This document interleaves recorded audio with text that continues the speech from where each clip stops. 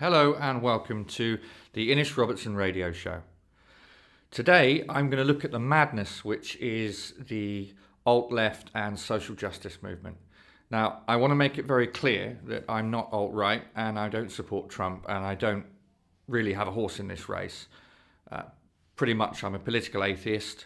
I'm just pointing out that some of the behaviour which is happening on the left is just absolutely crazy. It's almost as if people are going mentally ill, and I think it might be a result of over-medication in the US, especially amongst some of the younger generations. I think we're starting to see the effects of that now. This may seem a little over the top to say this, but what we're looking at is on November the 8th, they're planning a nationwide Scream at the Sky protest. I mean, it's just absolutely nuts.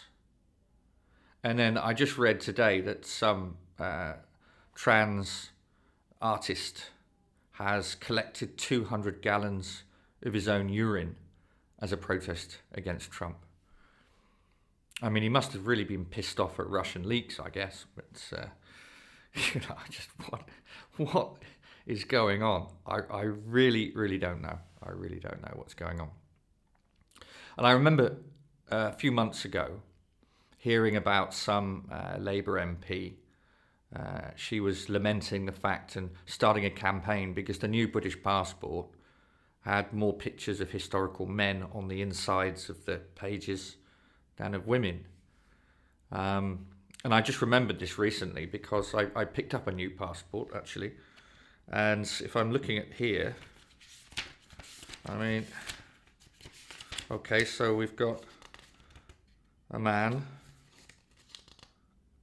Constable, I recognise him as an artist. Okay, the Queen's Head, so a woman, no people. Some architect man, a woman.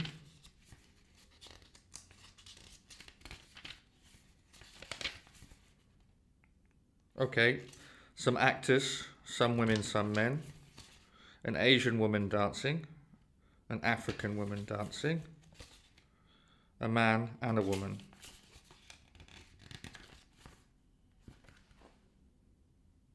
I mean, starting a campaign. Who looks at the inside of a passport? And obviously, historically, the West and most cultures have been patriarchal societies, and generally men have gravitated towards the sciences and things like that, which is why there's probably more in history. But some of the greatest leaders this country's ever had were women. Elizabeth I, who really brought England to its ascendancy, and we have a woman prime minister. The leader of the Scottish Nationalist Party is a woman. The leader of the Northern Ireland Assembly is a woman. The leader of the Scottish Conservatives is a woman. The head of the Metropolitan Police is a woman. And the average woman of my generation and below earns more than the average man in the UK. And more women go to university than men. So it's hardly a sexist society, really. When you look at the largest city, London, it has a Muslim mayor. In fact, 11 cities and towns in the UK have Muslim mayors. So it can hardly be described as racist either. In fact, to join the police force now, they are saying that white men are not welcome. They need to increase the numbers of ethnic minorities and females, which is fair enough, I guess. But it's not fair enough then to accuse the UK of being institutionally racist. It clearly isn't, although of course there are racists and sexists everywhere. It exists. It's one of the flaws in human society, on an individual level. But where it appears in institutionalized level, it's very much been dealt with, I think. As far as business is concerned, you hear about these things about having more women on the boards. Well, at the end of the day, businesses are about making money, and that's all that they will look at, because they're going to take the best person for the job, and that should always be the case. And if that's a woman, that's great. If it's a man, it's great. I don't see where we have to make all these issues.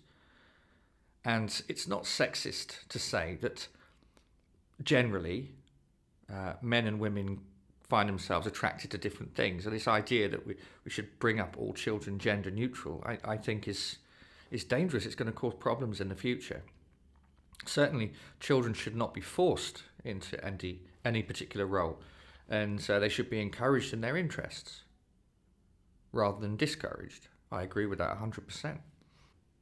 I'm not saying that certain areas of society are racist and sexist and continue to display those things, and I totally am against that 100%. And I was also against, in America, the all lives and white lives matter, because I do think that was a kind of childish one-upmanship with the Black Lives Matter. And I think at the end of the day, the Black Lives Matter movement deserves to put across their concerns without other people trying to muscle in on it or belittle it. It should be given the respect it deserves. But also, I don't respect when I hear thousands of people marching down the street saying, "What do we want? Dead cops." I mean, that's also extremely counterproductive. So both sides need to sort themselves out, really. You know, I say Northern Europe is not sexist, really, or racist, I don't think, generally, although there are individuals everywhere who are. But I've been to more than 40 countries, and I've been to more than 40 states in the US, and I can tell you from my travels, and I've lived and worked in many countries, that generally in Northern Europe is a shining light compared to the rest of the world. I've lived in lots of countries which are really nationalistic and really racist and really sexist. And I've seen it firsthand, what real racism looks like. Now,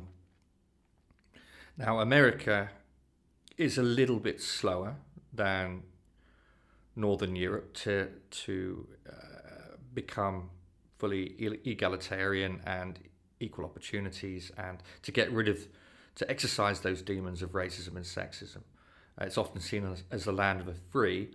It certainly is as far as freedom of speech goes. That's something that they've really protected well, but in other areas, absolutely not. I mean, they were one of the last countries in the Western world to ban slavery. They had apartheid segregation until the mid-60s. And still, having travelled through 40 states in the US, I could see that there's still this element of ghettoization. There's still this element where you don't see so many. You do see some in certain areas, like the northeast of the US, which is a little bit more liberal. You will see people of different ethnicities hanging out together. But in a lot of America, you don't. They just don't simply hang out. They hang out amongst themselves. It's a form of self-segregation on every side, really.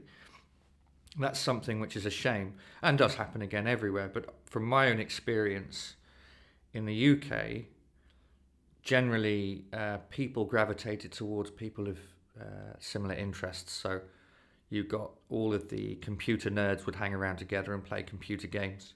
All the sporty types would hang out with each other. All the goths or the punks or the socialists or whatever it might be political, cultural, or entertainment-wise, whatever floated people's boats. Generally, people would gravitate towards groups and cliques based on that more than anything else, rather than the physical outside appearance of people. And this is why, in a way, this identity politics is extremely dangerous, because what it's doing is we're going back. That's the first thing we're looking at. Well, you're a white male. Well, no, I'm a black man. You know, and it's taking things like sexual preference, gender, and race as the preliminary defining factor in any situation. So even in a debate, you're already pigeonholed according to those things. I thought that's what we'd worked so hard to get away from. And yet it seems to me like the progressives are trying to push us back into those boxes, which is anything but progressive. It's regressive, quite frankly. And it's got to a degree that's absolutely ridiculous, really, where, first of all, it was the English language itself. They say, oh, Shakespeare has trigger warnings now at US universities, and people don't have to study English literature that has white male authors. So they can choose courses which only have ethnic English literature, which is fine. I mean, I don't disagree with that. But at the end of the day, if you're ever going to go into life and become a lawyer or work in almost any profession, you're going to have to deal with some situations which might make you feel slightly uncomfortable. You can't have trigger warnings and things for everything. I mean, history was very, very bloody. Even the parts of history we celebrate, and the world we live in now is far from perfect. And to try and stop people from ever coming into being exposed to the reality of life is really not going to help them. It's going to cause a whole generation of super sensitive people who end up self-medicating in order to cope with the world that they live in. And we're seeing that happen already. Prescription drugs for depression are absolutely exploding, especially in the US. And it's a crisis. It's a crisis that's leading to gun violence because people are flipping out. It's leading to the highest suicide rates we've seen in history.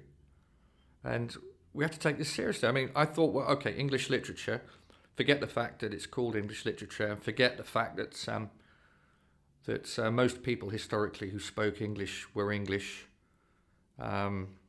So naturally, there is slightly more white English authors and playwrights than there are of other ethnicities.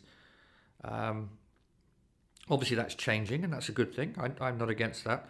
But you can't just rewrite history and say, oh, why don't we just say that England didn't even exist where it existed? Let's place it somewhere else in the world. That would be more socially acceptable. No, you can't. You can't change geography, and you can't change history. It's as simple as that. That was bad enough, but then they've even gone for the most impartial subjects you can imagine.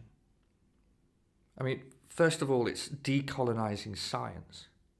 I mean, science is logic. It's the experimental method. It can't be political. It just is. You know, if I drop an apple, it falls because of gravity. That's not socially exclusive. And they've gone for that for even mathematics. I mean, we've got a mathematics professor who's saying that mathematics is white privilege. And yet, the woman who's saying this is a female Hispanic white professor. So I didn't see that hindering her in any way. And mathematics was started in India. We don't use European Roman numerals. We use Arabic numerals based on Arabic. Algebra was Arabic. It is not a white privileged thing. It just is. Maths is the language of the universe. 2 + 2 = 4. Now, there's no way you're going to change that. It is. If I've got one object and I've got another object and I put them together, I have 2. And if I take one away, I have 1. You know, how are you going to go about changing this? Start burning books that mention any white male mathematician in history.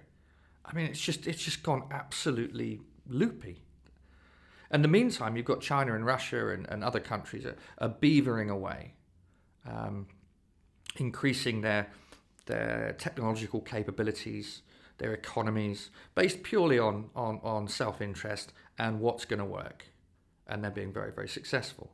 While in the West, we're all navel-gazing and talking about whether or not mathematics is too exclusive, and perhaps we should burn a few books here and decolonize science and do all the rest of it.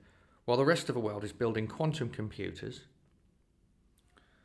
I mean, the US hasn't even got its own way of putting things in space anymore. They have to use Russian rockets. The Chinese have the world's most powerful computer. I mean, shouldn't people sort of start worrying about this? Because you're going to wake up suddenly and we say, right, we've solved all of these social issues. We've declared mathematics is no longer socially exclusive. Oops. Why is it that most people in mathematics are now Chinese? Because we were too busy doing that. I mean, beggars belief, really. Just beggars belief. I give up. And what we've got Hollywood and Westminster. Hollywood and Westminster, we've got these sex scandals. And I'm against people, obviously, taking advantage of other people in any way whatsoever. And especially people, young people. I think it's absolutely disgusting. So I hope they really get what's coming to them. And I'm pleased it's being exposed. But I can't help but wonder, suddenly we have this media storm, but everyone has already known since Hollywood first created that there was a casting couch system. Where are all these people beforehand? And it seems a bit rich to me that there's a lot of actresses and things coming out now and saying, oh, this is terrible, when quite clearly they knew and they were willing to throw their colleagues under the bus in order to keep earning good money and save their career. And it's the same in politics. Politics is show business for ugly people. And both of them have a similar narcissistic approach. It's all about being seen because they need that. And both of them attract those kind of people. And so the dirty little secret is in the media and in politics. You're always going to have these problems, sadly. But what we're hearing about in the UK Parliament in Westminster now, it seems to me a lot of that is just banter, and there's a big difference. I mean, it's funny how for years and years and years the media suppressed the Jimmy Savile story. I mean, everyone at the BBC knew it. Yeah. And he was a paedophile, he was attacking children all over the place. We've got now investigations which were shelved into former prime ministers like Edward Heath. Massive connections, and we've got all of these things. The police covering it up. 1,400 girls being raped in Rotherham. But the media, the politicians, everybody was complicit in covering that up, including the police. Now we've got a few people making, yes, inappropriate comments. Yes, it's banter, but it's not always acceptable, and they need to be told it's not acceptable. I don't want you to speak to me in that way. But there's a world of difference, considering they're just going completely crazy on this now, and yet for years they actively suppressed the most serious crimes in this area. And one has to wonder what the agenda is, really.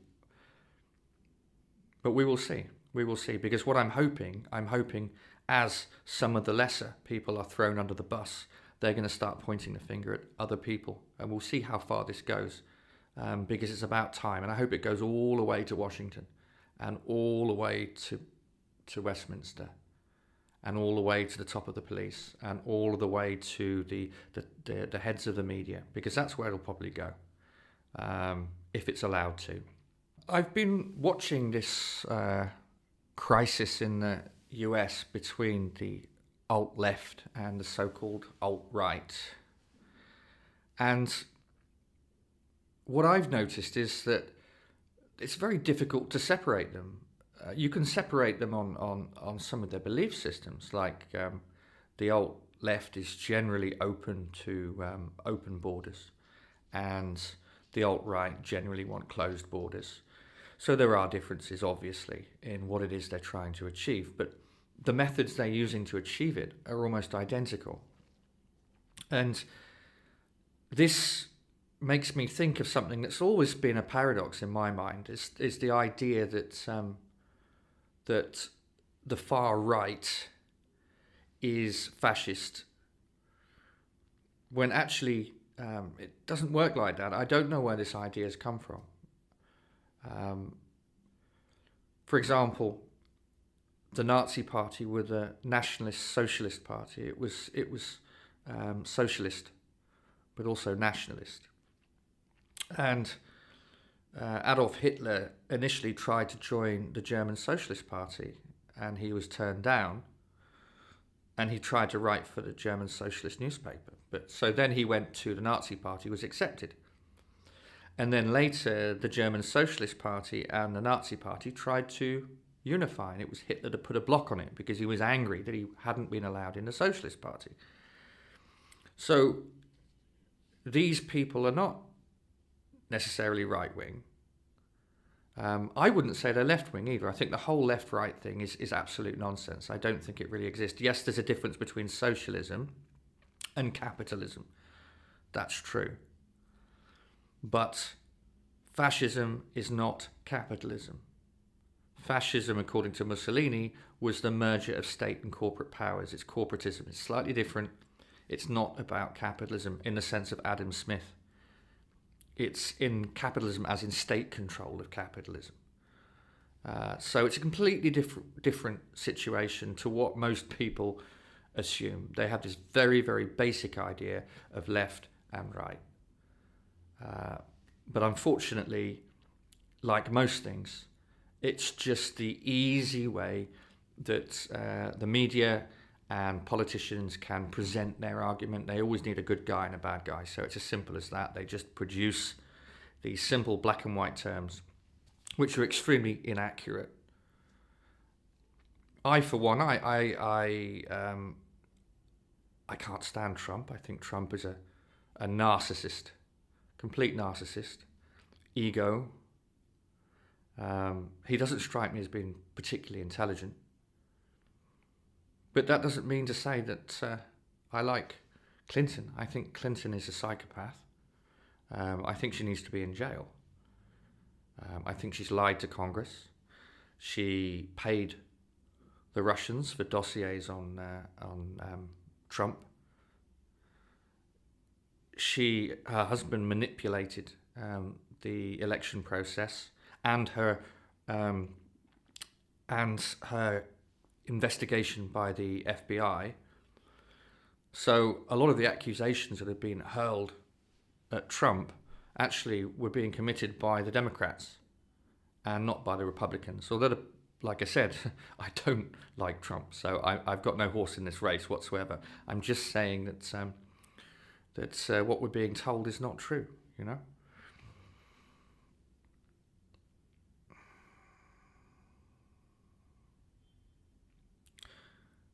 For me, choosing between the Republicans and Democrats in the US or choosing between the Conservatives and Labour in the UK, or choosing between any party at the moment, it's really like choosing between AIDS and cancer, because no party seems to have got their act in order. No party seems to be willing to follow the general will of the people, but their own agenda. So it's a shame, but I wonder what's the point of voting, you know.